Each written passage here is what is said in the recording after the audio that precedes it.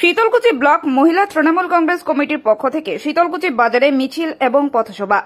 আজ শীতলকুচি ব্লক তৃণমূল কংগ্রেসের দলীয় কার্যালয় থেকে আরজি করের ঘৃণ্য ঘটনার প্রতিবাদে মহিলা তৃণমূল কংগ্রেস কমিটির পক্ষ থেকে একটি মিছিল বের হয়। এই মিছিল গোটা শীতলকুচি বাজার পরিক্রমা করে। এদিনের এই মিছিলে উপস্থিত ছিলেন শীতলকুচি ব্লক মহিলা তৃণমূল কংগ্রেস সভানেত্রী শেফালী বর্মন, গোলাপী বর্মন, কল্পনা গুহ সহ অন্যান্য নেতৃবৃন্দ। এদিনের এই প্রোগ্রাম প্রসঙ্গে শীতলকুচি ব্লক মহিলা সভানেত্রী শেফালী বর্মন বলেন, আরজি করের নৃশংস হত্যাকাণ্ডের ঘটনায় অভিযুক্তদের ফাঁসির দাবিতে আমাদের আজকের এই মিছিল এবং পথসভা। এই মিছিল থেকে তিনি আরো জানান, বিজেপি এবং সিপিআইএম তারা স্লোগান তুলেছেন দফা 1 দাবি 1, মমতা বন্দ্যোপাধ্যায় পদত্যাগ।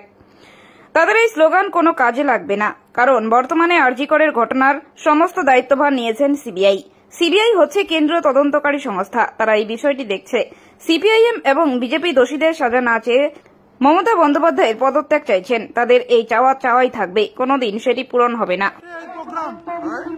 কি উদ্দেশ্যে এই প্রোগ্রাম?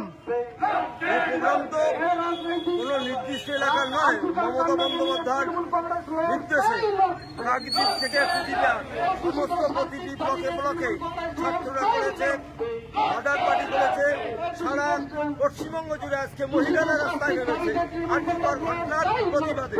আমাদের একটাই লক্ষ্য, আর্থিকর কাণ্ডে দোষীরা তাদের ফাঁসি হোক, এই দাবিতে আজকে সারা সমগ্র বাংলার মহিলারা রাস্তায় নেমেছে।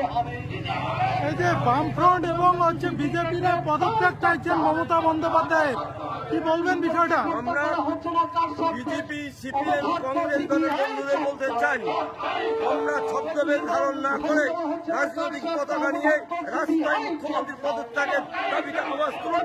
আমরা তৃণমূল কংগ্রেস তার প্রতিরোধ করব।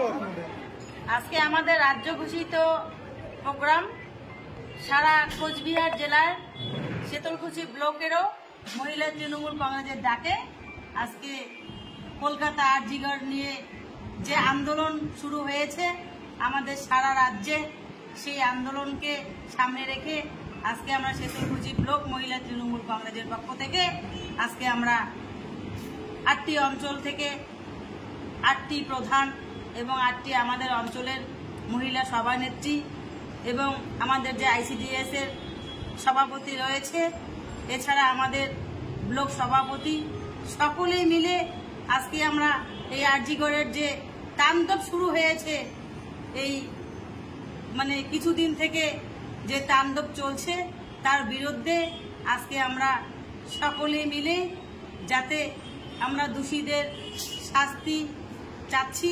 সে সিবিআই অনেক দিন যাবৎ সিবিআই আমাদের কোনো রকম কথা শুনছে না। আমরা সিবিআই এর বিরুদ্ধে আমরা দোষীদের শাস্তি চাই।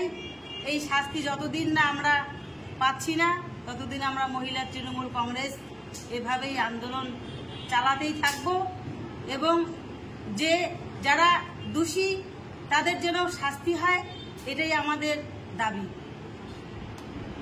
দীর্ঘদিন হয়ে গেল এই ঘটনা, এখনো কোনো পদক্ষেপ ঠিকভাবে নেওয়া হচ্ছে না।